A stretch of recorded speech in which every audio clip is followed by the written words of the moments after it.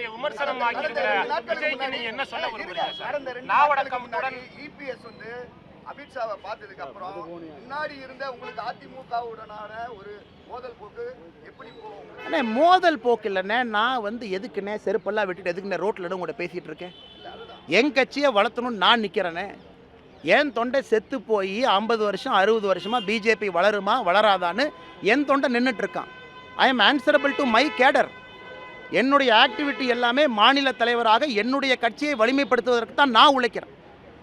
அதே நேரத்தில் 2026 பொறுத்த வரைக்கும் ஒரு வார்த்தையை நான் பயன்படுத்தினேன். தமிழக மக்களுடைய நலன் சில நேரத்தில் கட்சியினுடைய நலனை விட முக்கியத்துவம் வாய்ந்ததாக இருக்கிறது.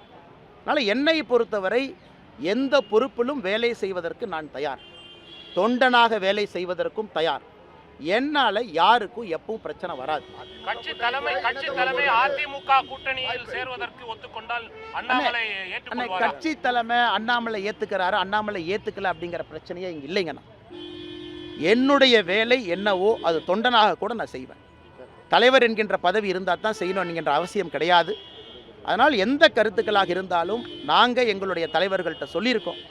தமிழக மக்களுடைய நலன் முக்கியமானது, முதன்மையானது. அதற்காக அண்ணாமலையை பொறுத்தவரை எதை வேண்டுமானாலும் செய்வதற்கு நான் தயாராக இருக்கின்றேன்.